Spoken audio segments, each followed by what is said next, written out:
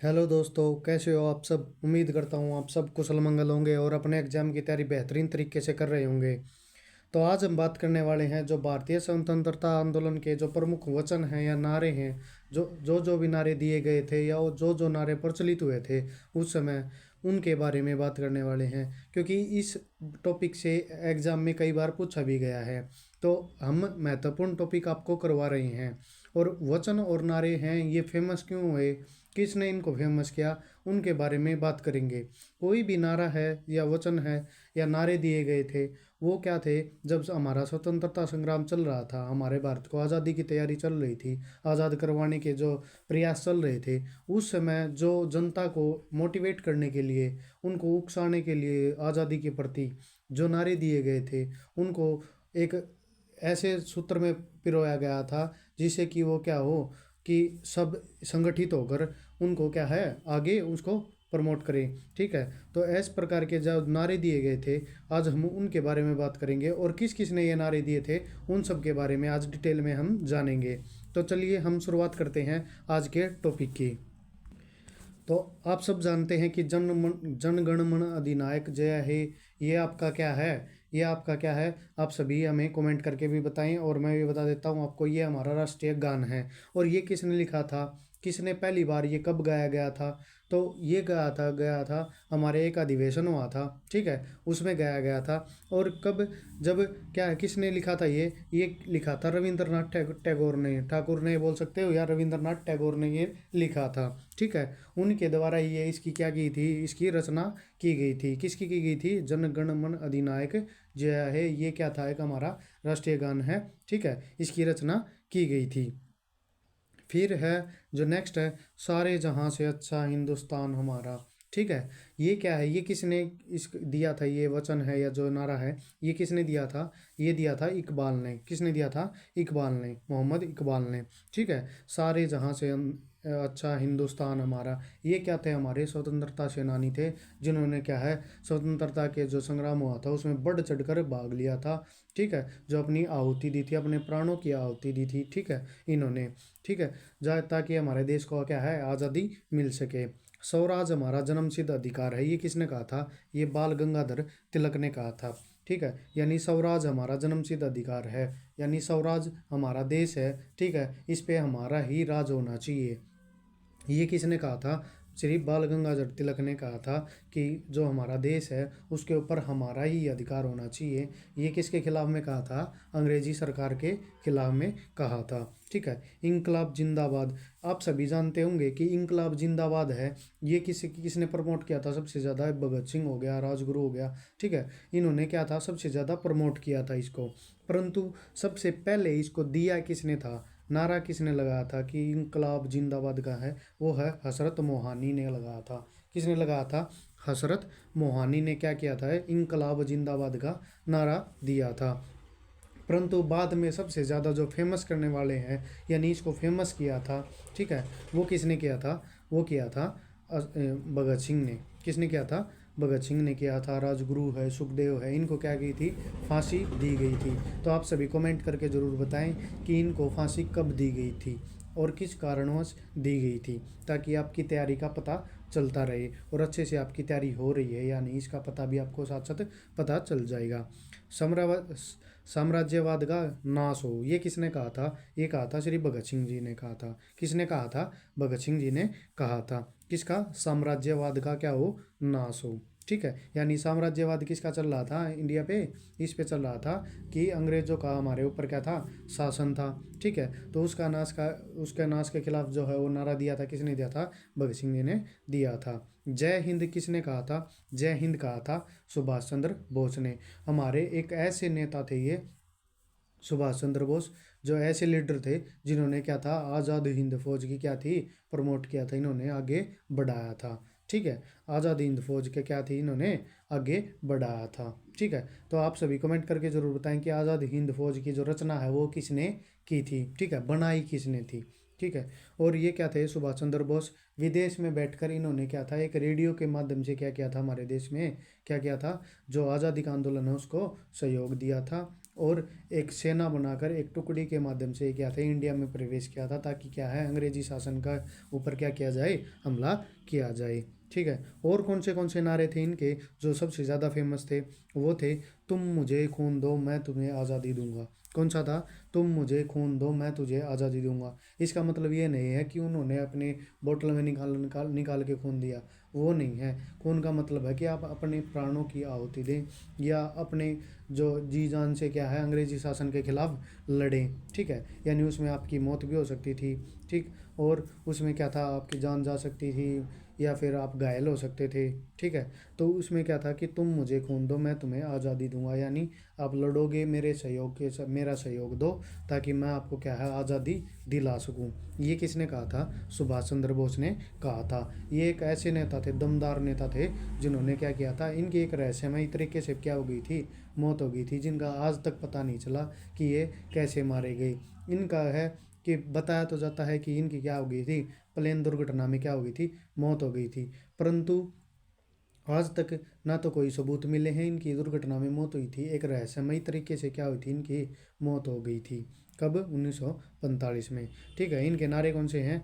जय हिंद और तुम मुझे खून दो मैं तुम्हें आज़ादी दूंगा। ये नारे किसके हैं? सुभाष चंद्र बोस के हैं। सारे जहां से अच्छा हिंदुस्तान हमारा किसका है? इकबाल जी ने कहा था। ठीक है। इनकलाब जिंदाबाद का आप कंफ्यूज मत होना, भगत सिंह जी ने भी कहा था, परंतु जो असली है वो नारा किसने दिया था? वो दिया था हसरत मोहानी ने दिया था। किसने दिया था? हसरत मोहानी ने। सबसे ज़्यादा बच्चे इसी में कंफ्यूज होते हैं और भगत सिंह टिक करके आते हैं। वो यदि ऑप्शन में हसरत मोहानी है तो इसका राइट आंसर होगा वो हसरत मोहानी होगा। और बच्चे सबसे ज़्यादा गलत किसको करते हैं? भगत सिंह टिक करके करते हैं। ठीक है। नेक्स्ट है हमारे, इसके बाद चलते हैं और भी नारों नारों के आपको बताएंगे, और भी नारों के बारे में, ताकि आपको क्या है, पूरे पता चल सकें। ये सभी चीज़ें आपको क्या है, जो प्रीवियस आपने जो सब स्कूल टाइम था उसमें पढ़ी होंगी, फोर्थ क्लास में, थर्ड क्लास में, फिफ्थ क्लास में, उस जो टाइम पीरियड है उसमें आप सबको पढ़ाया गया होगा। परंतु समय के साथ चलते चलते आप बड़ी क्लासों में होते गए और इनको क्या हो गए, भूलते गए। तो ये क्या है, दोबारा से रिमाइंड हो जाएंगे आपको, और एग्ज़ाम में एक ना के एक क्वेश्चन आपको ज़रूर देखने को मिलेगा, ताकि आप क्या है, गलत ना कर पाओ और अच्छे से इनका रिवीजन कर पाओ। दिल्ली चलो का नारा किसने दिया था? सुभाष चंद्र बोस ने दिया था। किसने दिया था? सुभाष चंद्र बोस ने दिया था। किसका नारा दिया था? दिल्ली चलो का नारा दिया था। ठीक है। करो या मरो, या हे राम, या भारत छोड़ो का नारा है, ये किसने दिए थे? ये महात्मा गांधी जी ने दिए थे। किसने दिए थे? महात्मा गांधी ने दिए थे। यानी आप यदि महात्मा गांधी की फिलोसफी समझना चाहते हो तो आपको पूरी अच्छे से इनकी थ्योरी पढ़नी पड़ेगी अच्छे से। जब ये स्टार्टिंग में इंडिया में आए तब ये क्या बोलते थे कि अहिंसा परमो धर्म है। यानी अहिंसा क्या है? अहिंसा मत करो, मैं अहिंसा के खिलाफ, मतलब अहिंसा तो अहिंसा के खिलाफ हूँ मैं। ठीक है। अहिंसा नहीं, वो नहीं होनी चाहिए कि हिंसा करोगे तो मैं आपके साथ नहीं हूँ, क्योंकि उस समय जो इंडिया की कंडीशन थी, उस समय भारत एकजुट नहीं था। ठीक है। इसलिए इन्होंने क्या कहा कि हिंसा मत करो, यानी वो हिंसा का साथ नहीं दे रहे थे। ठीक है। अहिंसा परमो धर्म, यानी अहिंसा ना करो वही परमो धर्म है। ठीक है। परंतु बाद में इन्होंने क्या नारे दिए? करो या मरो का नारा दिया, यानी या तो कुछ करो या फिर मरो इनके हाथों, यानी अंग्रेजी शासन के हाथों मरो, या भारत छोड़ो का नारा। ये कब दिए? ये टाइम पीरियड था 1942 के आसपास का। ठीक है। 1942 में क्या है, इन्होंने करो या मरो का नारा दिया। उस समय क्या था कि भारत के जितने भी रियासतें थी वो सभी एकजुट इकट्ठा होकर क्या थी, अंग्रेजी शासन के खिलाफ क्या कर रही थी, बगावत कर रही थी। और जब क्या है, लोहा गर्म हो तो थोड़ा मार देना चाहिए, वैसा ही हाल क्या था, इंडिया का था। यदि सभी इकट्ठा हैं उस टाइम, यदि ये कहते कि हिंसा मत करो, तब क्या था, ये गलत थे। परंतु जब क्या था, सभी सभी सभी क्या हो गए थे, रियासतें खिलाफ कर रही थी, उनका विरोध कर रहे थे, तो इन्होंने क्या किया, नारा दिया कि करो या मरो, यानी सभी को क्या है, मोटिवेट किया कि कुछ ना कुछ करो, इनको भगाने की कोशिश करो अच्छे से। यदि अब नहीं किया तो कभी नहीं कर पाओगे। और वो क्या हुआ, कामयाब भी हुआ। ठीक है। जिसकी वजह से क्या है, आज़ादी भी मिली। अकेले ये नहीं थे आज़ादी दिलाने वाले, बहुत से लोगों ने क्या था, योगदान दिया था, पूरे देश का सहयोग था। बहुत बड़े बड़े नेता थे जिन्होंने क्या था, इनका सहयोग किया था। ठीक है। भारत को आज़ाद करवाने में। ठीक है। तो ये सभी नारे किसके हैं? करो या मरो किसका है? महात्मा गांधी जी का है। हे राम किसका है? महात्मा गांधी का है। और भारत छोड़ो किसका है? महात्मा गांधी का है। फिर है साइमन कमीशन वापस जाओ, किसने? लाला लाजपत राय ने। ठीक है, तो आप सभी कमेंट करके ज़रूर बताएं कि साइमन कमीशन है वो भारत कब आया था। ठीक है, ठीक है। तो क्या है कि एक कमीशन आया था, यानी एक एक्ट आया था। ठीक है, उसमें क्या था कि साइमन कमीशन क्या है, साइमन के नाम से, कमीशन के नाम से एक एक्ट आया था, जो कि क्या है, जिनमें क्या है भारतीयों का कोई सहयोग नहीं था। उसमें सभी क्या थे? अंग्रेज ही थे, जो कि कानून बनाने वाले थे। उसका विरोध करने के लिए क्या है, लाला लाजपत राय जी हैं, वो विरोध करने गए थे। ठीक है, और ये क्या थे, साइमन कमीशन का विरोध कर रहे थे। उस समय इनके साथ भगत सिंह भी थे, परंतु क्या हुआ, उस समय इनके ऊपर क्या कर दी गई? लाठी चार्ज कर दी गई, और लाठी से क्या हुआ, इनके सर पर वार किया गया। और सर पर वार से कारण क्या हो गया, इनकी तबीयत नासाज होकर इनकी क्या हो गई थी? मृत्यु हो गई थी। उस समय क्या है, इन्होंने कौन सा जो नारा दिया था, साइमन कमीशन वापस जाओ का नारा ये लगा रहे थे। ठीक है, उसको वापस करने के लिए कोई एक्ट आया था, उसको वापस करने के लिए। ठीक है, तो जिस समय उनकी क्या है, इसी एक्ट के विरोध में इनकी क्या हो गई थी? मृत्यु हो गई थी। और उस समय इन्होंने एक बात और कही थी कि एक एक जो लठ है वो क्या है, अंग्रेजी शासन के ताबूत में कील ठोकने का काम कर रहा हुआ। ताबूत होता है, जब भी कोई डेड बॉडी देखी होगी अपने फिल्म में, तो एक लकड़ी का बड़ा सा एक बॉक्स होता है, जिसके अंदर क्या है, डेड बॉडी रख के ले जाई जाती है। ठीक है, वो क्या, उसको क्या बोलते हैं? ताबूत बोलते हैं। वो आगे आपको इसी पीडीएफ में देखने को मिलेगा, आगे क्लास में। ठीक है, who lives if India dies, ये किसने कहा था? ये कहा था जवाहरलाल नेहरू ने। यानी who lives if India dies, यदि इंडिया मर जाएगा तो कौन क्या है, जिएगा। ठीक है, तो ये किसने कहा था? जवाहरलाल नेहरू ने कहा था। ठीक है, वेदों की ओर लौटो, ये किसने कहा था? दयानंद सरस्वती ने कहा था। किसने कहा था? दयानंद सरस्वती ने कहा था कि वेदों की ओर लौटो, जो अध्यात्म है उसकी ओर लौटो। जो हमारे वेदों में है उसमें बहुत सी पौराणिक जानकारी दी गई हैं, बहुत अच्छी अच्छी जानकारी दी गई हैं। ठीक है, जिनको फॉलो आज भी कुछ कुछ ऐसी घटनाएं हों जिनमें आज भी उनको क्या है, फॉलो किया जाता है। और इतिहास से हमें बहुत कुछ जानने को मिलता है। किससे? वेदों से हमें बहुत कुछ जानने को मिलता है हिस्ट्री के बारे में। ठीक है, यानी वेदों में, ऋग्वेद में क्या है, आपने पढ़ा भी होगा, हिस्ट्री पढ़ते हो तो आप में उसमें क्या है, नदियों का भी जिक्र है, सूर्य का भी वर्णन है, देवी देवताओं का भी वर्णन है। ठीक है, दूसरे वेद पढ़ोगे तो उनमें सामवेद में है। ठीक है, यजुर्वेद है।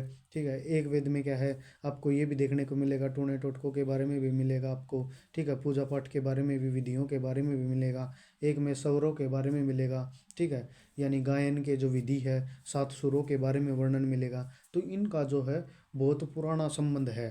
ठीक है, तो ये सभी है, ये बातें किसने कही थी कि वेदों की ओर लौटो, ये दयानंद सरस्वती जी ने कही थी। ठीक है, कर मत दो, यानी टैक्स मत दो, ये किसने कहा था? सरदार वल्लभ भाई पटेल ने। तो आप सभी कमेंट करके एक बात ज़रूर बताएं कि जो सरदार है, इनका नाम तो है वल्लभ भाई पटेल, परंतु जो सरदार लगाया जाता है, ये क्यों लगाया जाता है? इनको सरदार की उपाधि किसने दी थी? ठीक है, और कर मत दो। ठीक है, यानी टैक्स मत दो, ये किसने कहा था? सरदार वल्लभ भाई पटेल ने कहा था। क्योंकि जो अंग्रेजी शासन था वो टैक्स वसूलते थे। किससे? रियासतों से, जमींदारों से। ठीक है, जमींदार किससे वसूलते थे? किसानों से। सबसे ज़्यादा जो मर होती थी, ठीक है, यानी सबसे ज़्यादा जो दबाव में आते थे, वो कौन सा वर्ग आता था? कमज़ोर वर्ग आता था। तो आज के समय में भी यही हालत है, और उस समय भी क्या थी? यही हालत थी। किसान थे, वो पूरे दिन अपने खेती करते, काम करते, पूरी फसल उगाते, और उनका जो हिस्सा है वो, यानी 11 हिस्से फसल के, पूरे मतलब एक खेत में जो फसल हुई उसके 11 हिस्सों में से 10 हिस्से तो वो क्या है, टैक्स में ही चले जाते। वो एक हिस्से में ही अपना गुजारा कर पाते, उसी में ही अपना बीज भी लाते, उर्वरक भी होते थे। ठीक है, उर्वरक उस टाइम होते नहीं थे, परंतु जो भी कुछ था वो उसी में अपना खर्च चलाना होता था। ठीक है, तो इसने क्या किया था, इन्होंने उनका विरोध किया था कि आप टैक्स मत दो, यानी कर मत दो। ठीक है, जय जवान जय किसान, ये किसने कहा था? ये कहा था लाल बहादुर शास्त्री ने। किसने कहा था? लाल बहादुर शास्त्री ने। ये हमारे एक ऐसे नेता थे जिनकी क्या हो गई थी, रहस्यमय तरीके से मौत हो गई थी। कहाँ हुई? ये देश के बाहर मृत्यु हुई थी। इकलौते ऐसे नेता थे हमारे, जो कि प्रधानमंत्री पद पर होते हुए ताशकंद शहर में क्या हुई थी, इनकी मृत्यु हो गई थी। कहाँ पे हुई थी? ताशकंद में इनकी क्या हो गई थी? मृत्यु हो गई थी। और ये एक पाकिस्तान के साथ समझौता करने गए थे। क्या करने गए थे? समझौता करने गए थे। ठीक है, इन्होंने क्या किया था? जय जवान जय किसान का नारा दिया था। और ये नारा दिया था ना, जब हमारे देश को आज़ाद हुए बहुत टाइम हो चुका था। क्या हुआ था? बहुत टाइम हो चुका था हमारे देश को आज़ाद हुए। ठीक है, तब इन्होंने क्या था? जय जवान जय किसान का नारा दिया था। यानी किसान की जय हो और जवान की जय हो। ठीक है, दोनों ही हमारे देश की क्या हैं? रीढ़ की हड्डी हैं। और देश की अर्थव्यवस्था में और देश की रक्षा में इनका बहुत बड़ा योगदान है। ठीक है, तो ये थे हमारे आज के जो प्रमुख नेता हैं और नारे हैं। इसके बाद और हैं जो जिनके बारे में हम अभी जिक्र करने वाले हैं। फिर है वंदे मातरम। ठीक है, वंदे मातरम है, ये किसने कहा था? ये बंकिम चंद्र चटर्जी ने कहा था। बंकिम चंद्र चटर्जी ने क्या कहा था? वंदे मातरम का नारा दिया था। किसका नारा दिया था? वंदे मातरम का। फिर आता है सरफरोशी की तमन्ना अब हमारे दिल में है, देखना है दम बाजुए दुश्मने हिंद में है। ठीक है, तो ये था कि था यह किसने कहा था? राम प्रसाद बिस्मिल ने कहा था। किसने कहा था? राम प्रसाद बिस्मिल ने कहा था। ये नारा किसने दिया था? राम प्रसाद बिस्मिल ने।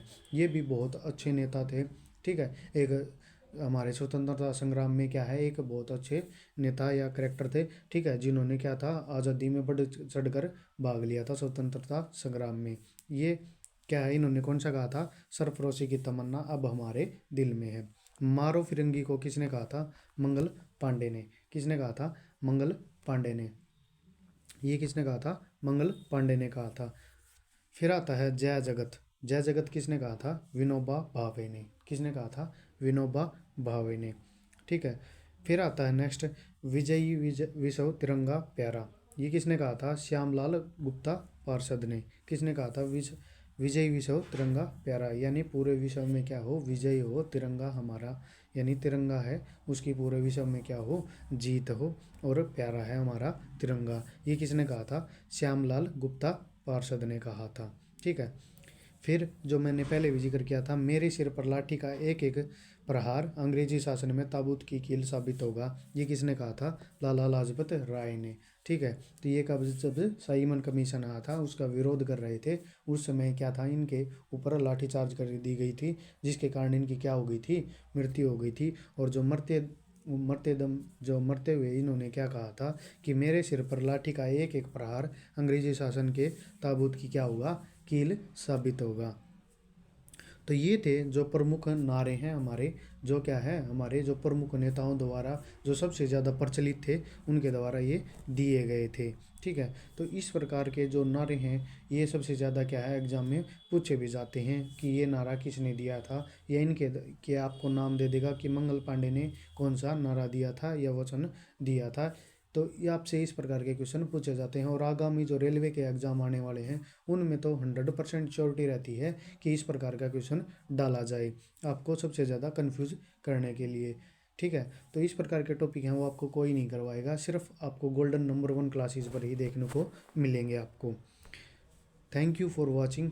शेयर एंड सब्सक्राइब, हमारे चैनल को सबसे ज़्यादा सब्सक्राइब करें, शेयर करें। और यदि किसी ने हमारे चैनल को सब्सक्राइब नहीं किया है तो अभी सब्सक्राइब करें, क्लास को लाइक करें अच्छी लगी है तो आपको, और शेयर करें। Thank you.